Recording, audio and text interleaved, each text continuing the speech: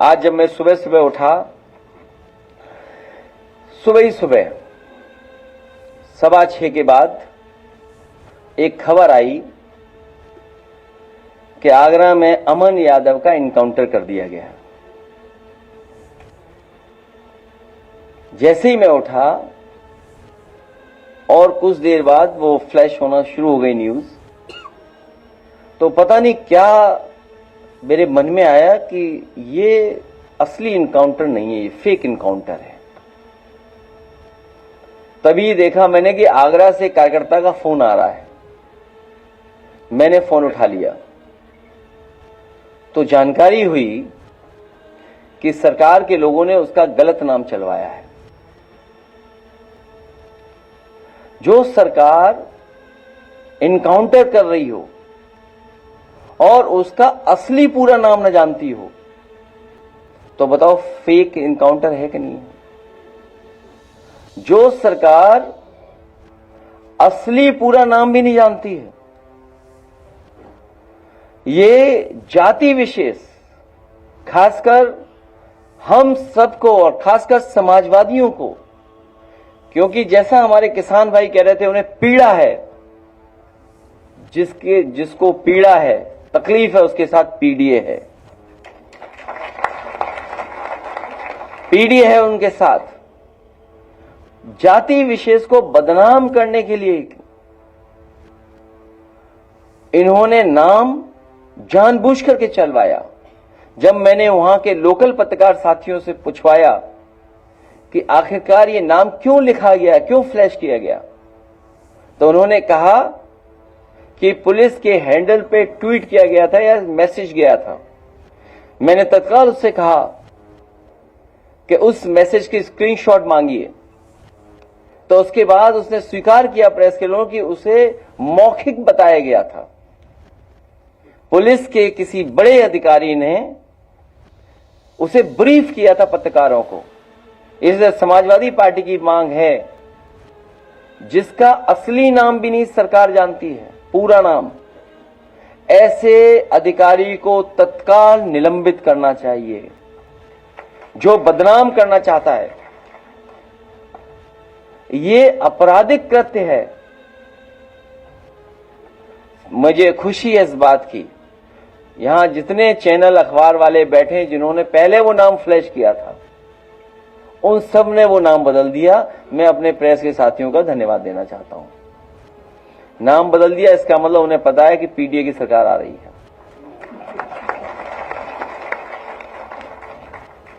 जैसे ही सूचना गई हमारे कार्यालय से, मैं अपने पत्रकार साथियों का विशेष धन्यवाद देता हूं कि जिन्होंने उस नाम में सुधार लाने का काम किया। बहुत महत्वपूर्ण एक संदेश अरविंद जी आपको सुनाएंगे। उसका चाचा और हम दोनों मौजूद हैं आपके सवालों को लेने के लिए।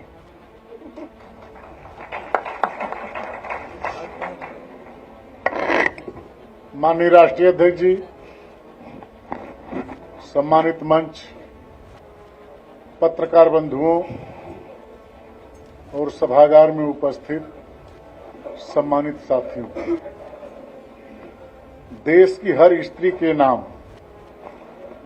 भाजपा का मुखौटा नारियां ही उतारेंगी।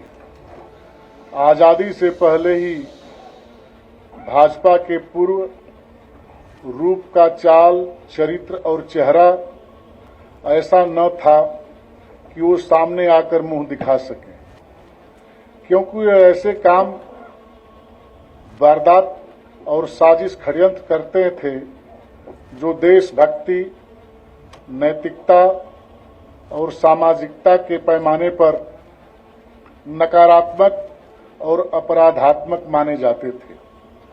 इसीलिए इनकी गतिविधियां हमेशा भूमिगत रहकर मुखबिरी के रूप में ही दबे छिपे चलती रही। इसीलिए भाजपा ने कई बार रूप बदला जिससे ये पहचाने न जा सके।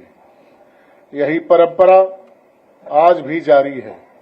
जब इनके समर्थक पीठ पीछे से कई अनाम नाम रखकर अपनी भूमिगत नकारात्मक भूमिका निभाते हैं और उनका विरोध करते हैं जो इनकी सत्ता के लिए खतरा है।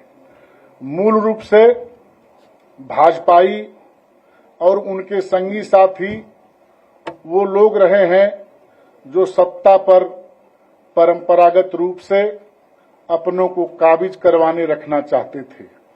इसीलिए राजनीति और अर्थव्यवस्था पर जिन लोगों का सदियों से वर्चस्व रहा है, उन लोगों ने पर्दे के पीछे से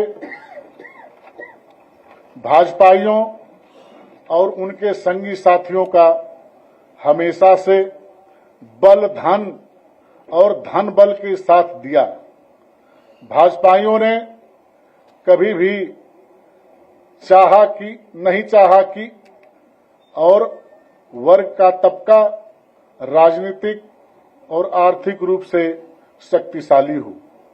इसके साथ ही भाजपाइयों ने कभी ये भी नहीं चाहा कि जनता के अधिकार की बात हो।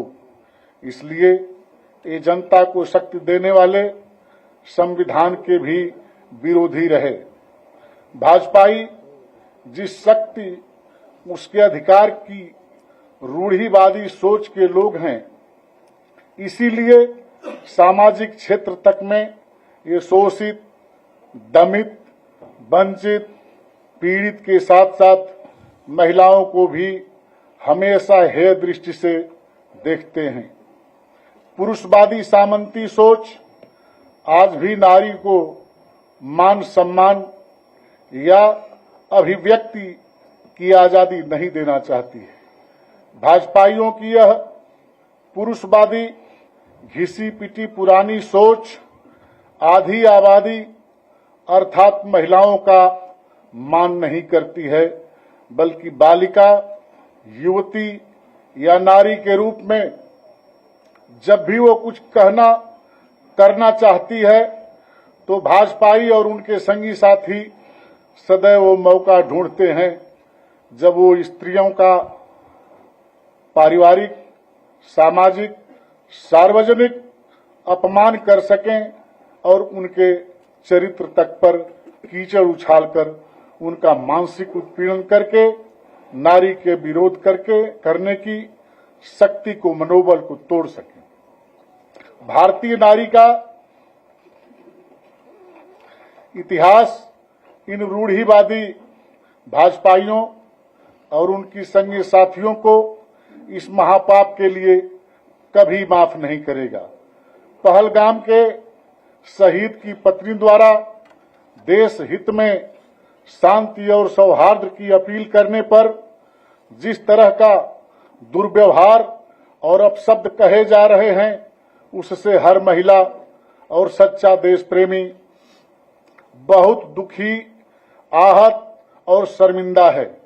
अगर कोई साहसी महिला नैनीताल में भाईचारा बनाए रखने की कोशिश कर रही है या कोई गीत के माध्यम से भाजपाइयों का भंडाफोड़ कर रही है या कोई खोजी महिला पत्रकार कोई खुलासा कर रही है, तो उसे अभद्रता व अनैतिकता की हर सीमा पार करके धमकाया जा रहा है। उसका लिखा दबाव डलवाकर हटवाया जा रहा है। भाजपा समर्थकों का एक कुकृत्य किसी भी माफी के योग्य नहीं है। निंदनीय शब्द भी ऐसे भाजपाइयों और उनके नकारात्मक संगी साथियों की निंदा करने के लिए पर्याप्त नहीं है। नारी वंदना का ढोंग रचने वाले भाजपाई सोच वस्तुतः नारी विरोधी है। जिन्होंने अपनों को खोया है, असीम दुख की इस घड़ी में उनके साथ खड़े होने का समय है। जो साहस दिखा रही है, ऐसी महिलाओं के समर्थन में खुलकर सामने आने का समय है। भाजपाइयों और उनके संगी साथियों की नारी विरोधी सोच और संकीर्ण विचारधारा को उजागर करने का वक्त आ गया है। आज देश की हर बालिका, युवती का यही ऐलान है।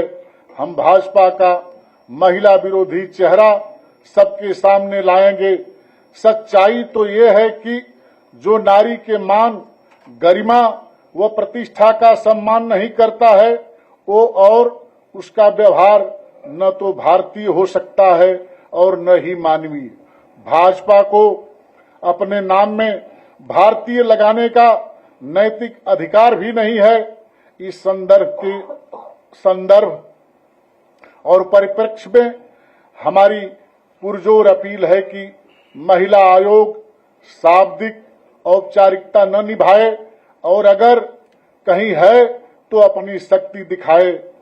कहीं है, कोई है। बहुत बहुत धन्यवाद।